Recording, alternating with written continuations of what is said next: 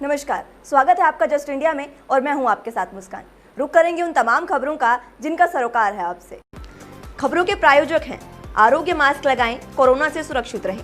Oscar super speciality hospital and trauma centre, रंज किया showroom in Rohtak and Bahadurgarh. Showroom पर आएं, टेस्ट ड्राइव लें और गाड़ी बुक कराएं। दिल्ली में आज से एयरपोर्ट एक्सप्रेस लाइन पर मेट्रो सेवा फिर से शुरू हो गई है। इसके साथ ही दिल्ली मेट्रो नेटवर्क की सभी लाइनें अब खुली हैं। सभी लाइनों पर सुबह 6 बजे से रात 11 बजे तक मेट्रो सेवा उपलब्ध रहेगी। दिल्ली मेट्रो रेल कॉरपोरेशन के प्रमुख मंगू सिंह ने यात्रियों से अपील की है कि वो इस तरह यात्रा करें जिससे पीक ओवर में भीड़ की स्थिति पैदा न हो। साथ ही यात्रा के दौरान कोरोना महामारी से बचने के लिए सोशल डिस्टेंसिंग का भी पालन करें। एयरपोर्ट एक्सप्रेस लाइन की सेवाएं तीसरे चरण में शनिवार से फिर से शुरू हो गई हैं।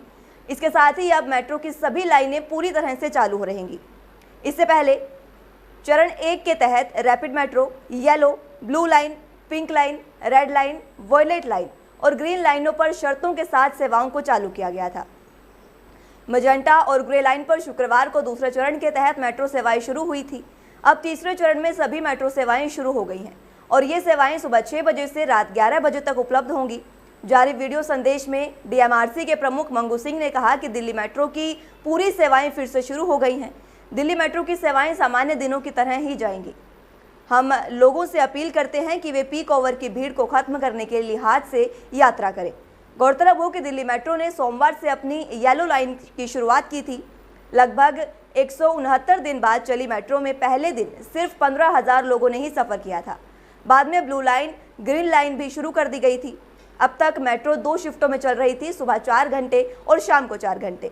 बता दें कि मेट्रो यात्रा के दौरान कोरोना प्रोटोकॉल को लेकर भी नियमों का पालन करना जरूरी है। मेट्रो के डिब्बे में एक सीट छोड़कर लोगों को बैठना है। इसके अलावा मास्क पहनना जरूरी है और अभी टोकन सिस्टम को पूरी तरह से बंद रखा गया है। सभी लाइनों पर फ्लाइंग स्क्वाड तैनात किया गया है। किसी भी वक्त ट्रेन के अंदर नियमों के उल्लंघन का मामला सामने आने पर लोगों की काउंसलिंग की जाएगी। भारत में कोरोना वायरस अपना गंभीर असर दिखा रहा है। देश में तेज रफ्तार से बढ़ रहा कोरोना संक्रमितों का आंकड़ा 46 लाख के पार पहुंच चुका है। वहीं मरने वालों की संख्या भी 77,000 से ज्यादा हो गई है। महाराष्ट्र देश का इकलौता ऐसा राज्य है जहां 10 लाख से ज्यादा लोग कोरोना की चपेट में आ चुके हैं। भारत में पिछले 24 घंटे में कोरोना वायरस के 97,570 नए मामलों के साथ अब तक के रिकॉर्ड केस सामने आए हैं, जिससे देश में कुल मामलों की संख्या बढ़कर 46,59,984 हो गई है। केंद्रीय स्वास्थ्य मंत्रालय द्वारा जारी शनिवार के आंकड़ों के मुताबिक बीते 24 घंटे में 1,201 मौतें हुई है। देश में अब तक 77,472 कोरोना मरीज अपनी जान गंवा चुके हैं, जबकि 36,24,196 कोरोना मरीज अब तक ठीक भी हुए हैं। वहीं प्रदेश की बात करें तो एक दिन में रिकॉर्ड 33 लोगों की जान चली गई है। करनाल सिरसा में 4-4, गुड़गांव, अंबाला, यमुनानगर, महेंद्रगढ़ में 3-3, रोहतक, पंचकुला, हिसार, पानीपत में 2-2, पलवल, भिवानी और कुरुक्षेत्र में 1-1 की मौत हुई है। 24 घंटे में रिकॉर्ड 2,728 नए मरीज मिले हैं। 11 जिलों में पहली बार 100 से ज्यादा नए मरीज सामने आए हैं। अब कुल मरीजों की संख्या बढ़कर 79,911 हो गई है। एक दिन में 1,820 मरीज ठीक भी हुए हैं। अब तक 68,525 लोग पूरी तरह से ठीक हो चुके हैं। वहीं दूसरी ओर कोरोना महामारी के संक्रमण से बचने के लिए मास्क की क्या भूमिका है, इसी को लेकर यमुनानगर के स्वास्थ्य विभाग ने लोगों को जागरूक करने के लिए एक अनूठा प्रयास किया है। स्वास्थ्य विभाग ने द मास्क नाम की एक शॉर्ट फिल्म बनाई है, जिसमें मास्क के प्रति लोगों को जागरूक करने का संदेश दिया गया है। साथ ही इस शॉर्ट फिल्म की खास बात यह है कि इसमें काम करने वाले कोई कलाकार नहीं, बल्कि स्वास्थ्य विभाग के कर्मचारी ही हैं, जिन्होंने इस महामारी में काम के साथ साथ इस शॉर्ट फिल्म में भी अभिनय किया। वहीं शॉर्ट फिल्म को MLA घनश्याम दास अरोड़ा ने लॉन्च किया और इस शॉर्ट फिल्म को देख इनकी सराहना भी की।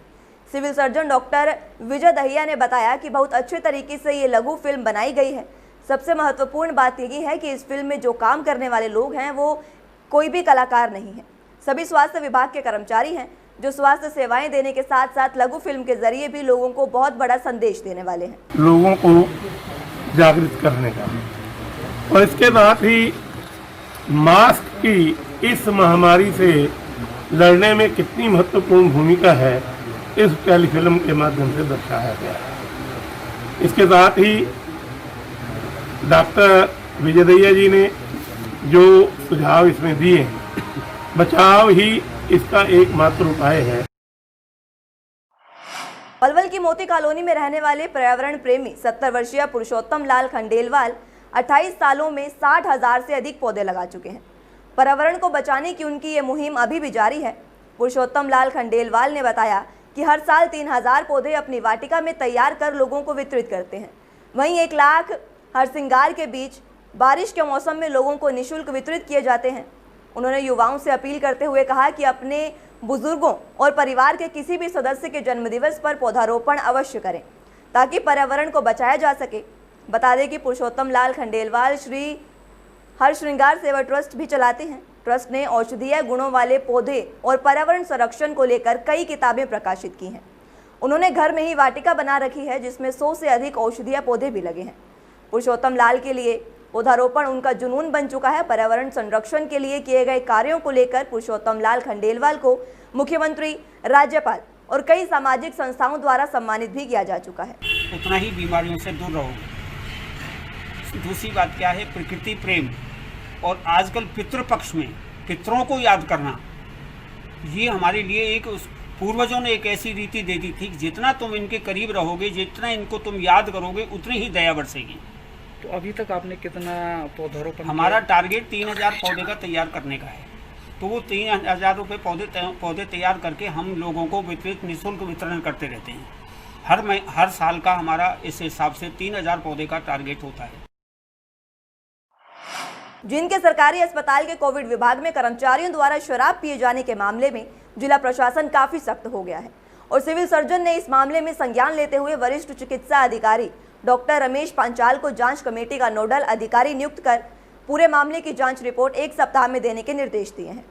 वहीं जांच कमेटी के नोडल अधिकारी डॉक्टर रमेश पांचाल ने बताया कि वे इस मामले की गहनता से जांच कर रहे हैं और कोविड विभाग के जहां ये घटना घटी है सभी कर्मचारियों को जांच में शामिल किया जाएगा और जो भी अधिकारी या कर्मचारी इसमें दोषी पाया गया उसके खिलाफ सख्त कार्रवाई भी की जाएगी। IDSP मलेरिया डिपार्टमेंट में कुछ दारू की बोतलें और कुछ कप वगैरह जिनमें शराब है वो वहाँ रखी मिली है।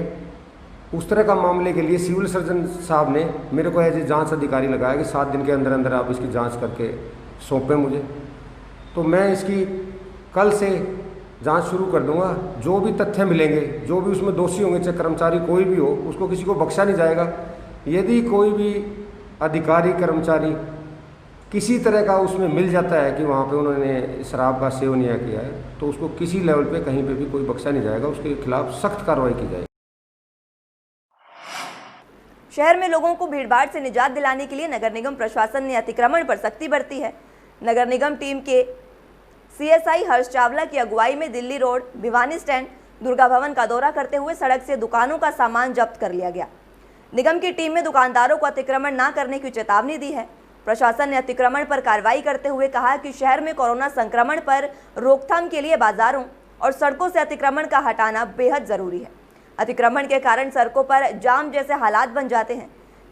निगम को लोगों से अतिक्रमण की बहुत ज्यादा शिकायतें मिल रही थी, जिसके चलते निगम ने लोगों की शिकायतों पर काम करते हुए एक्शन लिया। रोहतक के सभी बर्खास्त शारीरिक शिक्षकों ने शारीरिक शिक्षा संघर्ष समिति के जिला प्रधान रमेश और संदीप किशनपुरिया के नेतृत्व में लघु सचिवालय के समीप धरना प्रदर्शन किया। इस धरना प्रदर्शन की अध्यक्षता सुनील पोलंगी ने की, जिनके नेतृत्व में धरना प्रदर्शन का मंच संचालक राजेश कुमारी ने किया। इसी के साथ धरने पर सह सचिव सर्व कर्मचारी संघ प्रेम सिंह घिलोड़िया ने शिरकत की और अपने भाषण में किसानों पर हुए अत्याचार को गलत बताते हुए कहा कि जो पीपली में किसानों का आंदोलन हुआ था, उस आंदोलन को असफल बनाने हेतु बुजुर्गों किसानों पर लाठीचार्ज किया गया, जो अत्याचार है, जिसकी शारीरिक शिक्षक संघर्ष समिति रोहतक कड़ी निंदा करता है। इसी कड़ी में आज भारतीय किसान यूनियन के नेता अनिल नांदल उर्फ बल्लू प्रधान ने अंबेडकर चौक पर मुख्यमंत्री और उप मुख्यमंत्री का पुतला भी फूंका, जिसमें जिला रोहतक के सभी PTI और DPE ने समर्थन करते हुए उनका सहयोग भी किया। किसानों के इस अत्याचार का जवाब आने वाले बड़ौदा उपचुनाव में देने की बात भी कही। इस पर रोहतक फ्रंट एसोसिएशन के प्रधान हेमंत बख्शी ने पीपली में किसानों और आड़तियों पर हुए अत्याचार पर सरकार पर आरोप लगाते हुए कहा कि सरकार द्वारा किसानों पर लाठीचार्ज सरासर अन्याय है। उन्होंने किसानों का समर्थन करते हुए कहा कि रोहतक व्यापारी मंडल किसानों के साथ है और जरूरत होने पर किसानों के साथ मिलकर सरकार के खिलाफ प्रदर्शन भी करें। सरकार ने इतनी निंदनीय घटना करी है कि पूरे लोकतंत्र की हत्या करके रख दी है। इसमें ये व्यापारी भाइयों ने भी आज इतना गुस्सा हो रहा है। हमारे रोहतक शहर के हमारे अहमद भाई हैं और व्यापारी सारे इकट्ठे हो रहे हैं, इनमें इतना गुस्सा हो रहा है। जो भी सरकार ये काम कर रही है बहुत निंदनीय है और हम व्यापारियों के साथ और व्यापारी हमारे साथ हैं। ये एक आवाज़ देंगे, हम इनके पास रात को भी आधी रात को खड़े पाएंगे, ये हमारे साथ कत्ते से कत्ता मिला कर चलने लग रही है। और सरकार जब तक इन तीनों अध्यादेशों और चौथा बिजली का है इनको वापस नहीं लेगी तब तक हम चैन से नहीं बैठेंगे। किसान भाई और हमारे व्यापारी आढ़ती भाई जो संयुक्त रूप से पीपली में रैली में जा रहे थे, हमारे ये किसान नेता हैं, हमारे बल्लू प्रधान जी अध्यक्ष हैं भारत किसान यूनियन के, हरियाणा किसान यूनियन के, इनको इनके घर के अंदर नज़रबंद कर दिया गया। इसके अलावा जितने भी रास्ते में जो हमारे किसान भाई बड़े शांतिपूर्वक ढंग से पीपली जाने की कोशिश कर रहे थे उनके ऊपर लाठीचार्ज किया था। मैं जानना चाहता हूँ कि क्या सिर्फ भाजपा सरकार को ही अपनी रैलियां करने का, अपने आयोजन करने का अधिकार है? अगर एक आम आदमी जो आपकी नीतियों से परेशान है उसको अपनी राय रखने का, उसको अपनी आवाज उठाने का कोई अधिकार नहीं है। कम ग्रोथ, ज्यादा कर्ज, बोझ और कमजोर वित्तीय व्यवस्था की वजह से भारत के क्रेडिट प्रोफाइल पर दबाव बढ़ रहा है। कोरोना वायरस महामारी के कारण हालात और बिगड़ गए हैं।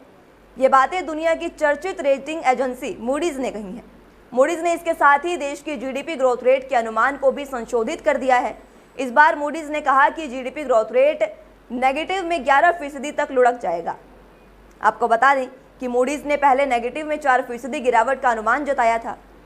मूडीज ने चेतावनी दी कि इकोनॉमी और फाइनेंशियल सिस्टम में गहरे दबाव के कारण परस्पर जोखिम में राजकोषीय स्थिति और बदतर हो सकती है। इससे क्रेडिट प्रोफाइल पर दबाव और बढ़ सकता है। इससे पहले रेटिंग एजेंसी क्रिसिल ने कहा था कि वित्त वर्ष 2020-21 में भारत के सकल घरेलू उत्पाद यानी जीडीपी में नेगेटिव 9% की गिरावट आ सकती है। क्रिसिल ने अपने पूर्व के अनुमान में भारी बदलाव किया है। इससे पहले मई माह में जारी अनुमान में क्रिसिल ने कहा था कि इस वित्त वर्ष में जीडीपी में 5% की गिरावट आ सकती है। बता दें कि क्रिसिल ने कहा कि अगर जीडीपी में 9% की गिरावट आई तो ये 50 के दशक के बाद सबसे बड़ी गिरावट होगी। बता दें कि इससे पहले कई रेटिंग एजेंसियों ने इस पूरे वित्त वर्ष में भारतीय अर्थव्यवस्था में 9 से 15% तक की गिरावट का आंकड़ा जारी किया था। रेटिंग एजेंसी फिच ने यह अनुमान जारी किया था कि कोरोना संकट की वजह से भारतीय अर्थव्यवस्था में इस वित्त वर्ष में 10.5% की गिरावट आ सकती है। तेल कंपनियों ने आज एक बार फिर से राहत दी है। आज पेट्रोल और डीजल के दामों में एक बार फिर से कटौती की गई है। पेट्रोल 13 पैसे प्रति लीटर की दर से सस्ता हुआ, जबकि डीजल के भाव में 12 पैसे प्रति लीटर की दर से कम हुए हैं। जिसके बाद चारों महानगरों दिल्ली, मुंबई, कोलकाता और चेन्नई में पेट्रोल के दाम क्रमशः 81.86 रुपये, 88.51 रुपये, 83.36 रुपये और 84.85 रुपये हो गए हैं। वहीं डीजल की कीमत 72.93 रुपये, 69.45 रुपये, 76.43 रुपये और 78.26 रुपये प्रति लीटर हो गई है। अंतर्राष्ट्रीय स्तर पर कच्चे तेल की कीमतों में कटौती के बाद अब भारत में भी इसका असर देखने को मिल रहा है और तेल के दामों में कटौती होने लगी है। माना जा रहा है कि तेल की कीमतों में काफ़ी कटौती हो सकती है। अंतर्राष्ट्रीय स्तर पर कच्चे तेल की कीमतों में काफ़ी गिरावट आई है। सऊदी अरब ने कोरोना संक्रमण काल के चलते तेल सस्ता कर दिया है, जिसके चलते अब कच्चे तेल के दाम $40 प्रति बैरल से भी कम हो गए हैं। ऐसे में एक्सपर्ट्स का मानना है कि खबरों के प्रायोजक थे Pramod trading company, tiles, sanitary ware, Ghanipura, Jhajjar road, Rohtak. Asian colour coated Ispat limited. Be Fast Fit, India's fastest growing fitness chain, now at Rohtak D Park. Corona महामारी से लड़ने के लिए आरोग्य मास्क लाया है आपके लिए सबसे आधुनिक मास्क। इसके साथ ही आपको मिलेगी आधुनिक पीपीई किट, वो भी बहुत ही सस्ते रेट पर। contact@arogyamask.com पर जाएं और हमसे संपर्क करें या फिर www.arogyamask.com से जुड़ें। इसके साथ ही आप हमें कॉल कर सकते हैं। हमारा पता है Anand international, plot number 181, sector 25, Panipat, Haryana.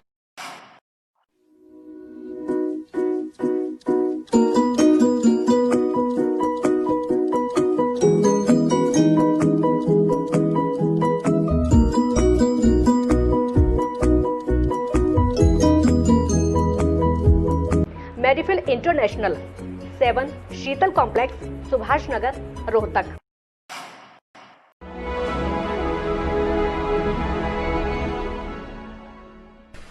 चाचा, आपने नया घर बनवाया है तो घर की छत पर कौन सी शीट लगवाई है? बेटा, मैंने अपने घर की छत पर एशियन शीट लगवाई है, क्योंकि वो कभी न मिटने वाले ओरिजिनल निशान की चादरें हैं। साथ में ISI का चिन्ह, 5 साल की वारंटी के साथ साथ पैसों का सही मूल्य देने वाली वही इकलौती शीट्स हैं। क्योंकि नाम नहीं, पहचान जरूरी है। फिलहाल के लिए इतना ही। जुड़े रहिए जस्ट इंडिया के साथ। नमस्कार।